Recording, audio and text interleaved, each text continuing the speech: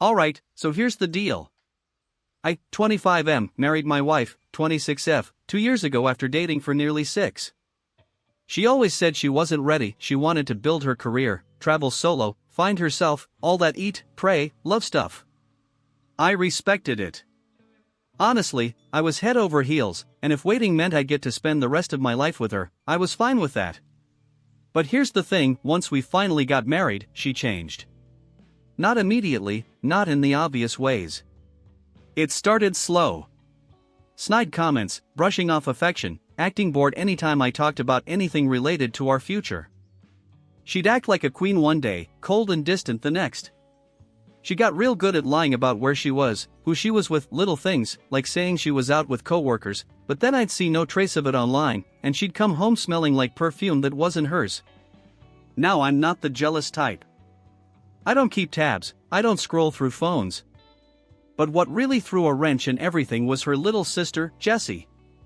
Jessie, 26F, is the opposite of my wife. Bubbly, affectionate, kind of clumsy in that chaotic good way. She used to come over a lot, sometimes uninvited. At first, I thought it was just sisterly bonding. But my wife hated it. She'd glare at Jessie, make snarky comments, even tell her to go bother someone else when Jessie was being friendly with me. I thought it was just typical sibling drama. Until Jessie told me one night, after too much wine, she didn't want you when she had you. She only wanted you because she thought I might. That sentence lives in my head rent-free. I'll explain what the hell happened next in part 2, but I'll just say this, if you think your marriage is solid just because you waited and earned it, you might be the only one who sees it that way. So after Jessie dropped that bomb on me, she only wanted you because she thought I might, I didn't know what to think. I laughed it off at the time. I figured she was drunk, or maybe just being dramatic. I mean, my wife might have been distant and cold sometimes, but she wasn't jealous of her sister. Right? Wrong. A couple of days later, I came home early from work. I was supposed to be out of town for a conference, but plans got cancelled last minute. I didn't tell my wife I was coming home, figured I'd surprise her. Romantic gesture and all that. I walked into the apartment, and she was on the couch with her laptop open and her phone in her hand, whispering and giggling. She didn't hear me come in. I swear, I stood there for maybe 30 seconds before I cleared my throat. She jumped like I'd caught her stealing something. Her first reaction wasn't, "Oh, you're home early." It was, "What are you doing here?" That hit weird. I asked her who she was talking to, and she stammered for a second before saying, "My friend Gina. She's going through a breakup." I let it go, but my gut was twisted in knots. Something wasn't right. That night, Jessie texted me out of the blue. Just a casual, "Hey, how's your week been?" kind of message. And again, I thought nothing of it, until she followed up with, "Was she weird when you got home?" I bet she was. So I asked Jessie, point blank, "Why would you say that?" Her answer? "Because she knows I like you. She just won't admit she's scared of it." I should have shut it down. I should have put distance between me and Jessie. But instead, I got curious. And that curiosity, well, let's just say it kicked off a storm I wasn't ready for. After that weird text from Jessie, I started paying more attention. Not just to her, but to my wife. Her lies were getting sloppier. She'd say she was working late, but I'd see selfies from her coworkers at a happy hour, and she wasn't in them. She once told me she was going to her mom's house for the weekend. Her mom called me the next day to ask if we wanted to come over together for dinner. I asked my wife about it, and she barely blinked. Just muttered something about miscommunication, and that I was getting paranoid. She used that word a lot. Paranoid. Jealous. Controlling. Even though I never went through her phone, never accused her of anything directly, never raised my voice. She, on the other hand? She started picking fights over nothing. Once, I asked if she could pick up milk on the way home. That turned into a full-blown argument about how I never appreciate what she does. Then she stormed out and didn't come home till 3 a.m. No explanation, no apology. That same week, Jessie came over with takeout. My wife wasn't home yet, so it was just the two of us. I tried to make it quick eat, small talk, thanks for the food, see you later. But she lingered. She sat on the couch next to me instead of across from me. She kept touching my arm when she laughed. And then she said it. You know, if I were your wife, I wouldn't treat you like that. I froze. Completely. I didn't respond. Just stood up, said thanks, and walked her to the door. She didn't try anything. But the look she gave me as she left? Like she was daring me to make a move. Like she wanted me to. And here's the worst part, I was tempted. Not because I wanted Jessie, but because for the first time in months, someone looked at me like I mattered. Like I wasn't just some placeholder husband while my wife lived her second single life. That night, I laid in bed next to my wife, staring at the ceiling, thinking, what if Jessie was right? I didn't want to be that guy. You know, the one who snoops. The one who scrolls through messages like some insecure creep. But after everything, the lies, the coldness, the emotional whiplash, I broke. It was a Saturday morning. My wife was in the shower. Her phone lit up on the nightstand with a message from someone saved as Martin, work. Nothing weird at first. But the preview said, last night was incredible. I can't stop thinking about your laugh. That wasn't work. My chest went tight. I picked up the phone. It wasn't even locked. She'd gotten too comfortable. Or maybe too careless. I opened the messages. Scrolled. And man, it was all there. Weeks of texts. Inside jokes. Pet names. Plans to meet. Complaints about me. And it wasn't just emotional, it was physical. I saw photos I wish I could unsee. I saw one message where she told him, I'd leave him if I didn't think he'd make it messy. I don't even remember putting the phone down. I just sat there, staring at the wall. My ears were ringing. She came out of the shower wrapped in a towel, saw my face, and said, what?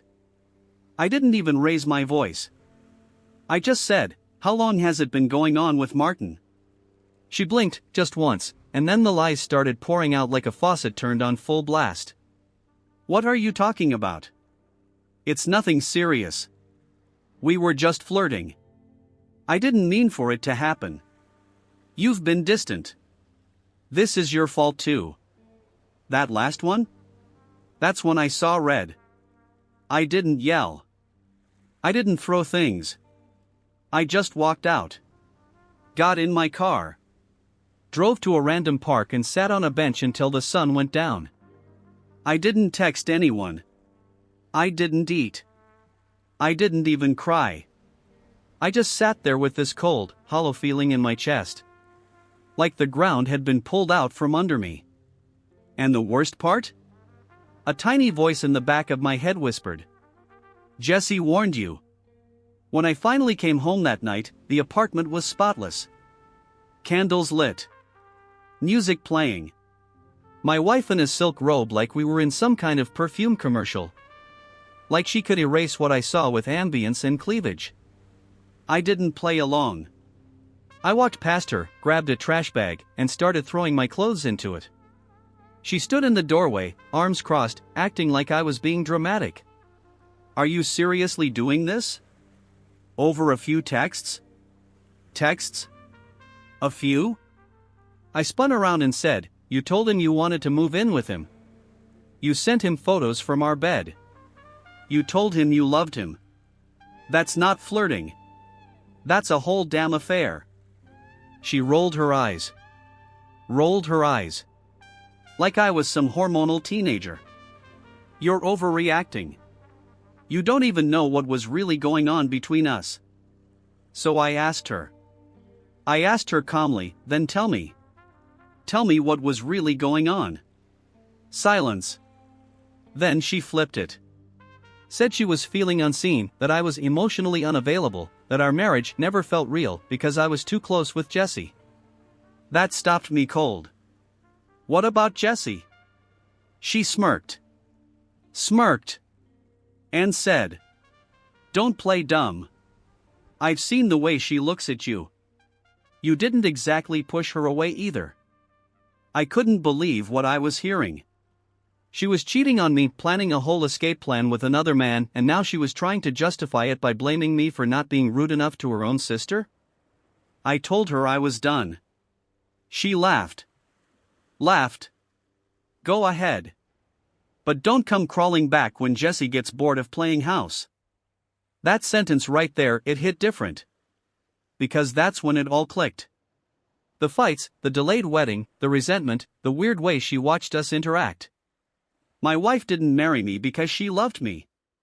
She married me because she didn't want her sister to have me. So after that final jab, don't come crawling back when Jessie gets bored of playing house, I left. I didn't slam the door. I didn't look back.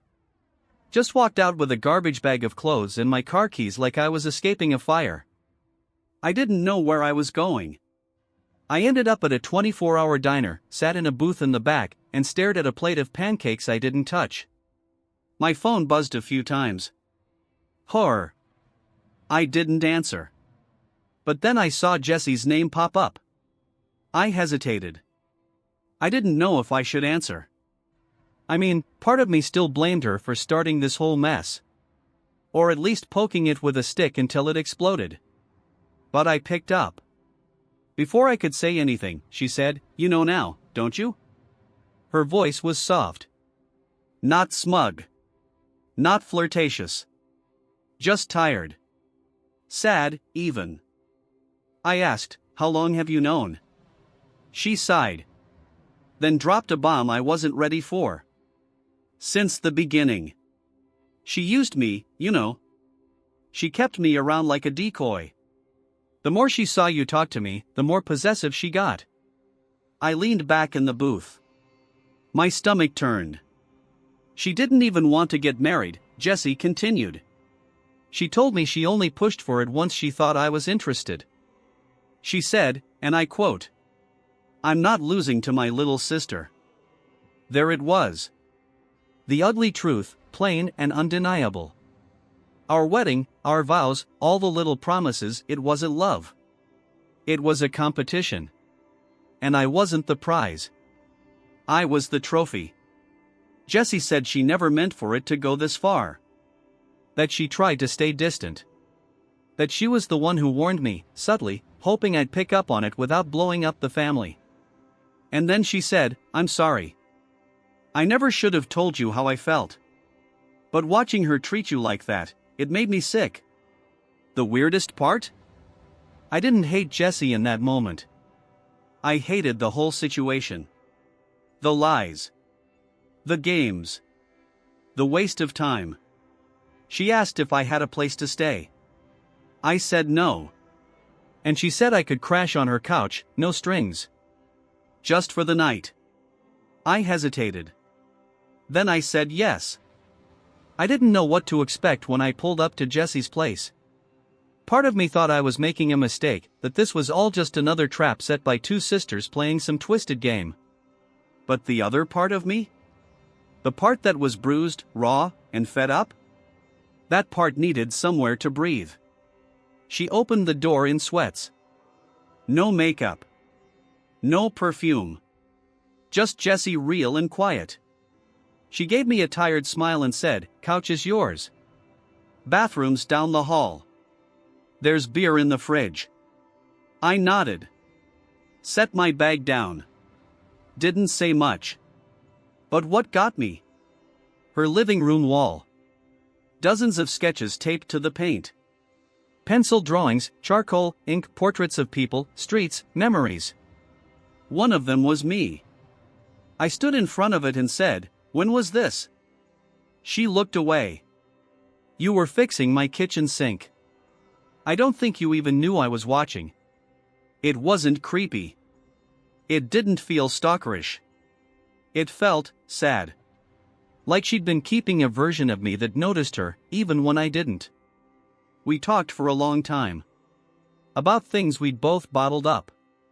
She told me how my wife had always competed with her for clothes, attention, boyfriends, even teachers in school. That marrying me was her ultimate win. Jessie wasn't even bitter. Just worn down. Then she said, "You were the only thing I ever wanted that she couldn't steal." Until she did. I didn't know what to say. That night, I didn't sleep with Jessie. Literally or metaphorically. I slept on the couch, fully clothed, staring at the ceiling and wondering how I missed all the red flags. My wife didn't want me. She just wanted to win. And Jessie? Jessie was the one who saw me. Who liked me. Long before anyone was playing games. The next morning, I woke up to coffee in silence. Jessie didn't hover. She didn't pry. She just asked, "What now?" I didn't have an answer. But I knew I wasn't going back. 2 days went by. I stayed at Jessie's, but we kept our distance. It wasn't romantic, it was refuge. Neutral ground. She gave me space, didn't press, didn't flirt. Just existed nearby, like a human version of quiet support. Then Sunday rolled around. Brunch day. You have to understand, brunch was sacred in my wife's family. Her parents hosted every single week, rain or shine. All siblings had to attend. Skipping wasn't just rude, it was declaration of war level. So when I didn't show up, all hell broke loose. Her dad texted me, "Everything okay?" Her mom called and left a voicemail with the tone of someone halfway through planning a funeral. And then came the group text from my wife. "You're embarrassing me in front of my family. If you don't show up, they're going to start asking questions. Grow up." "No, I'm sorry." "No, can we talk?" Just pure manipulation, business as usual. So I showed up. With Jessie. It wasn't planned. I just didn't want to go alone. And I guess, deep down, I wanted someone there who knew the truth. Someone who could catch me if things exploded. We walked in together, and I swear the room temperature dropped 30 degrees. Her mom gave Jessie a frozen smile. Her dad just blinked at me like he saw a ghost. And my wife? She turned white. "Are you seriously bringing her here? Here? After what you said?" I calmly replied, "I'm here for brunch." "That's what you wanted, right?" She dragged me to the hallway, tried to keep her voice low. "What are you doing? You're humiliating me." I said, "I'm just returning the favor." She hissed, "You're not even hiding it anymore? Wow. Sleeping with my sister like the trash you are?" I laughed. "I haven't touched your sister. You're the only one who cheated. Remember Martin? Or should I start reading the texts out loud?" She slapped me. Right there, outside the kitchen. The whole family heard. No one said a word. Jessie stepped forward, put her hand on my arm, and just said, "Let's go." And we left. No one tried to stop us. Not her mom. Not her dad. Not even her. That was the moment I realized I didn't destroy the marriage. She did. The next morning, I woke up to a 6-paragraph email from my wife. The subject line: "Can we talk like adults?" Already off to a bad start. It wasn't an apology. It was a monologue. A carefully crafted attempt at spinning the narrative where she was the victim of my emotional absence, my bond with Jessie, my stubbornness, my need for drama. She actually wrote, "I admit I could have handled some things differently, but you were distant. And Jessie was always hanging around, trying to be the cool sister while undermining me." Undermining? Jessie? She was the only one in that family who never played mind games. And now she was being scapegoated for my wife's affair with a guy named Martin, who, by the way, I had Googled. This dude had a LinkedIn profile with a fake MBA and a crypto podcast that hadn't been updated since 2022. A real winner. I read the email 3 times. Not once did she say sorry. Not once did she acknowledge what she did. It was all. "You should have noticed I was unhappy. It wasn't really cheating until it got physical." I needed validation, and you gave it to Jesse instead. Validation? That's what we're calling marriage now? Then, the kicker. I don't want to throw away everything we built. I'm willing to forgive you if you're ready to meet me halfway. I stared at that line like it was written in another language. Forgive me? Halfway? You burn the house down, and I'm supposed to sweep the ashes? I replied with a single sentence. There is no halfway when one person already walked out the door. Sent. Blocked. Done. I turned to Jessie, who was sketching on her tablet across the room. I said, she wants to meet halfway. Jessie didn't even look up. Just muttered, that's funny. I'm pretty sure she's already halfway to hell. And for the first time in days, I laughed.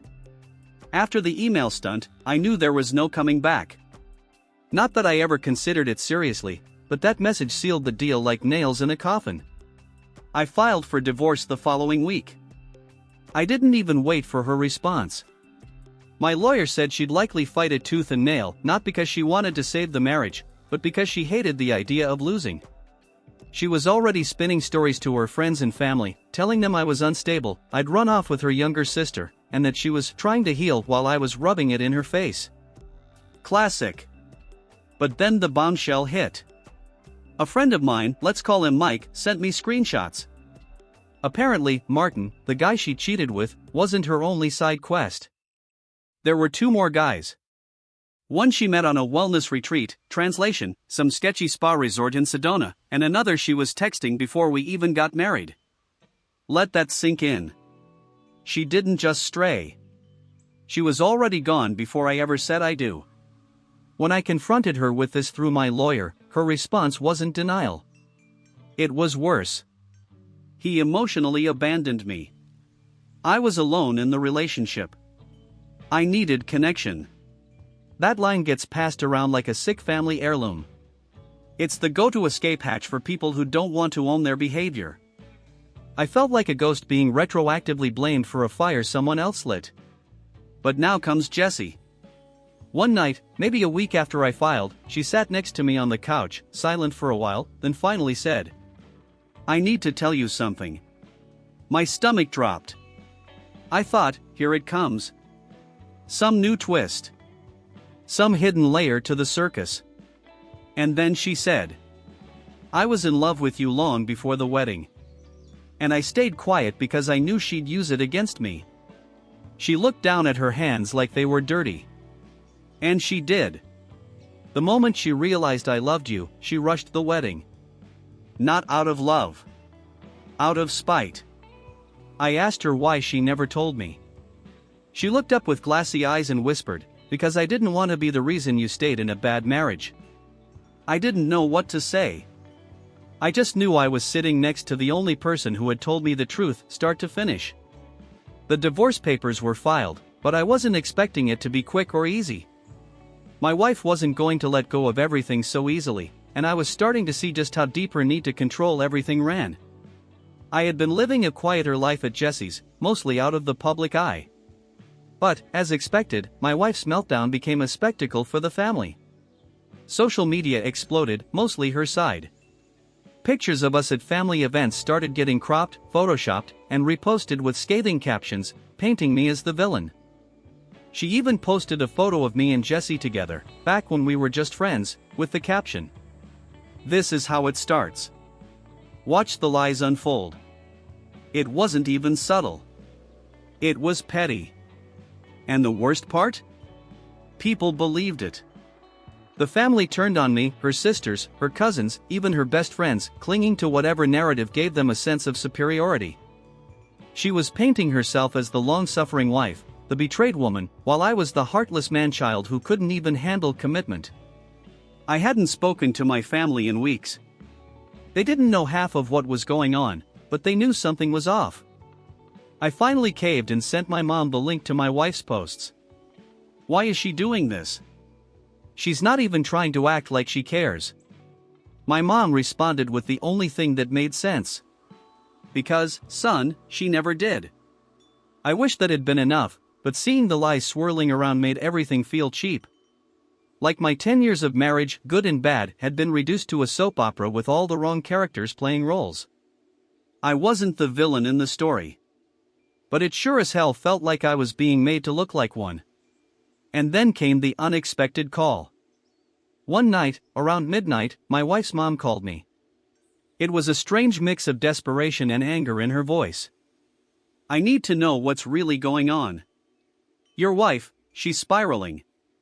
She's accusing me of being on your side. She's drinking, she's posting things that make no sense." I didn't know how to respond. What could I say to that? Instead, I told her, maybe she needs to deal with the mess she made, not keep dragging me into it. Her mom didn't argue. We both knew the truth was already too far gone. I didn't want to get involved in the chaos anymore. I had already seen what I needed to see. But then the final blow came when she posted a picture of her and Martin on social media, captioned, "Moving on. Life goes on." That's when I knew she was really done. This wasn't about healing. It wasn't about us anymore. It was about her narrative.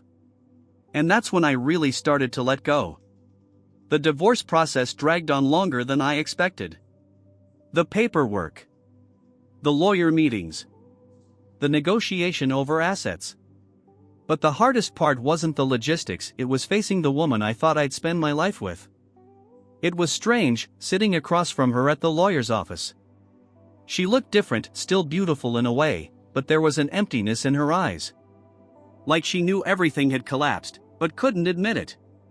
She was still trying to control the narrative, but there was no one left to listen. Her lawyer made his typical demands: alimony, child support, a portion of the house sale.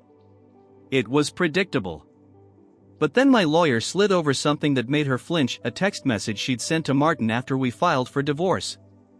It was a simple message. "I'll always choose you over him. I know what you want.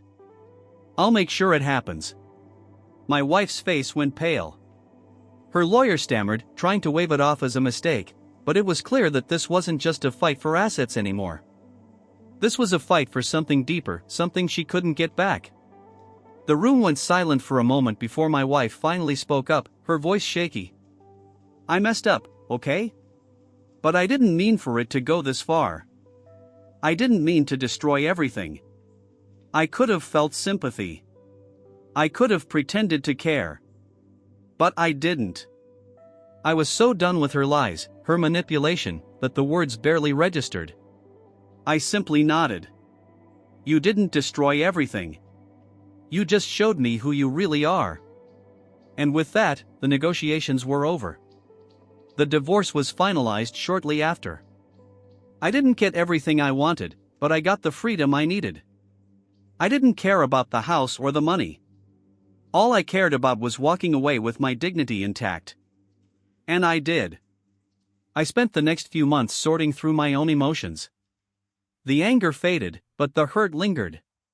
The betrayal wasn't just about the affair, it was about everything that led up to it. All the lies, the manipulation, the gaslighting. It all caught up with her. And honestly, I didn't miss her.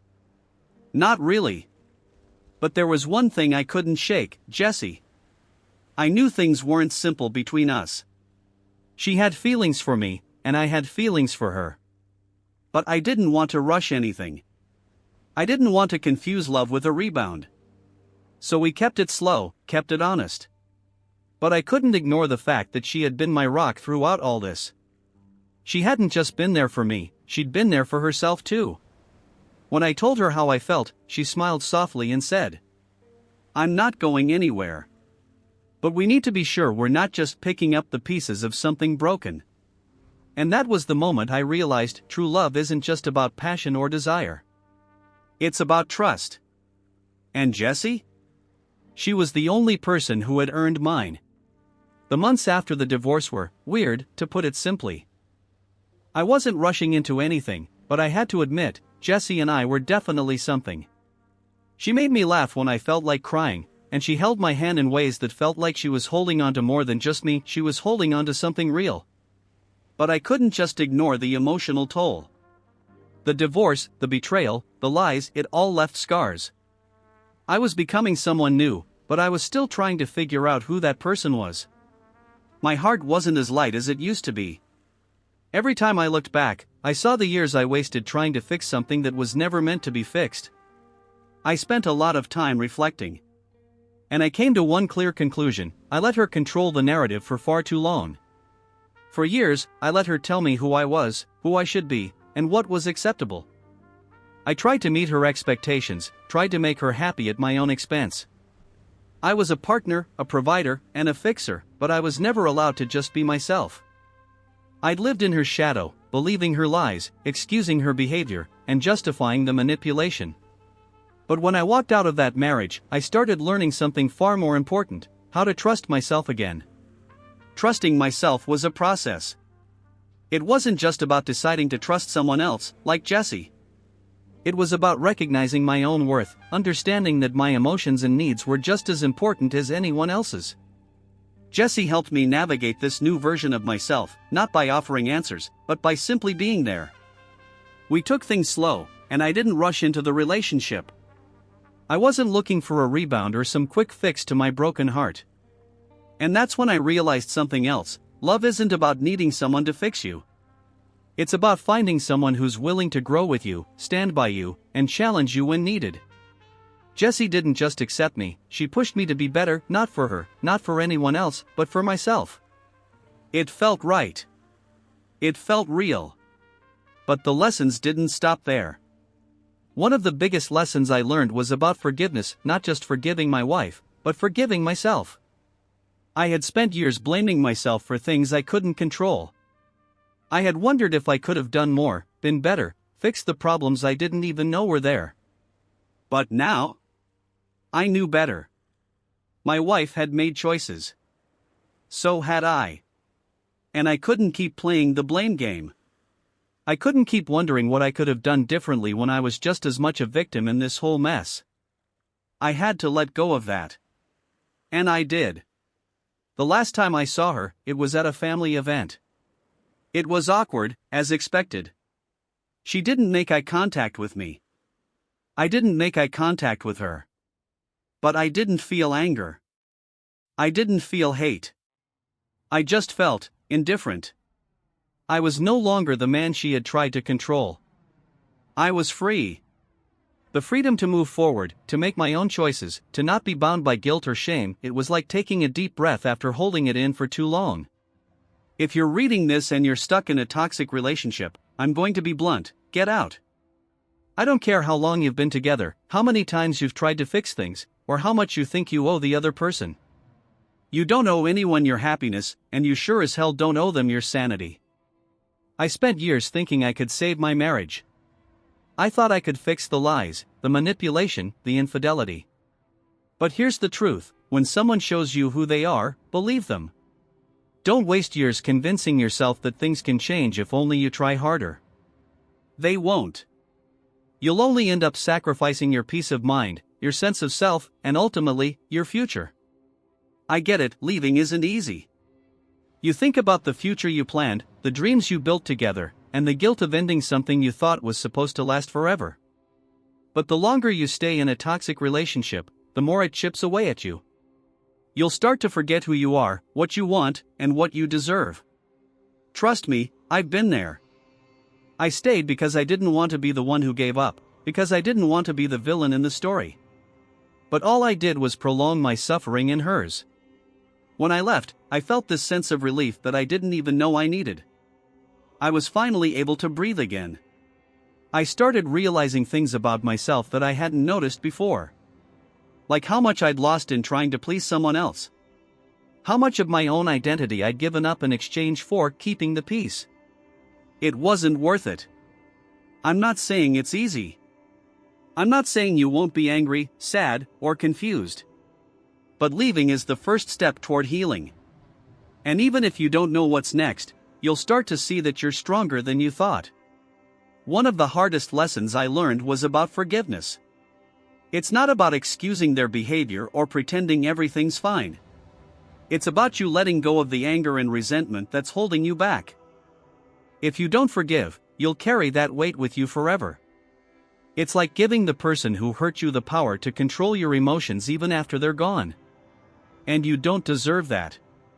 Forgiveness is about freeing yourself. Not for them, but for you. It's about reclaiming your peace. Lastly, and I really want to emphasize this, don't settle. Don't stay in a relationship because you think you can't do better. You can. The right person will love you for who you are, not for what you can fix about them. They'll appreciate you, not manipulate you. They'll be your partner, not your project. So if you're stuck in a toxic relationship, please hear me, you don't deserve to live in a constant state of doubt and fear. You deserve happiness. You deserve peace. And you deserve someone who respects you as much as you respect yourself. It's hard to believe it's been a year since the divorce. So much has changed, yet when I think about it, it feels like a lifetime ago. I'm not the same person I was when I first found out about the affair, not even close. I've had time to rebuild, to heal, and to understand just how far I've come. First things first, I'm happy. Not in the way I thought I'd be after such a messy, painful experience, but in a deeper, more meaningful way. I've found peace in places I never thought to look, especially within myself. And I'm finally learning how to trust again, not just others, but myself. Jessie and I are still going strong, and the difference between her and my ex is night and day. Jessie has her flaws, who doesn't, but she's real with me. No games. No lies. Just two people trying to make things work. And it's refreshing. I don't want to make it sound like everything's perfect now. Life never works that way. But there's something comforting about knowing I don't have to hide pieces of myself or keep my guard up at all times. With Jessie, I can just be me, and that's all I've ever wanted. I've also learned to be kinder to myself. I spent so long blaming myself for my ex's behavior, for her choices. I kept telling myself I should have seen it sooner, or that maybe if I'd done things differently, we wouldn't have ended up here. But now, I realize I wasn't the problem. She was. And I don't have to carry that burden anymore. I don't talk to my ex much anymore, and honestly, that's the way it should be. We've both moved on. But I won't lie, there's still a part of me that wonders how she's doing. She's never been great at facing her consequences, and I don't think she ever will be. I don't wish her ill, but I've let go of the idea of ever saving her or fixing her. That's something I had to come to terms with. As for the advice I've been giving, if there's one thing I want to leave you with, it's this: never settle for less than you deserve. If you're in a relationship where trust is broken, where manipulation runs deep, or where you feel constantly drained, don't wait for things to magically get better. Take action. Take control. Life is too short to waste on people who don't respect you. It's okay to be scared. It's okay to feel lost. But trust me, when you finally take that step away from the toxicity, you'll see that there's so much more waiting for you on the other side. You'll be able to breathe again. You'll remember who you are. You'll find your peace. So here I am. Stronger. Wiser. Happier. Ready to face whatever comes next without the weight of the past holding me down. And to anyone who's going through the same thing, just remember, this isn't the end of your story. It's just the beginning of a new chapter. Take it one step at a time. And always choose yourself first. Thank you to everyone who supported me through this journey. If my story can help just one person find the courage to walk away from a toxic relationship, then it was all worth it. Stay strong, everyone.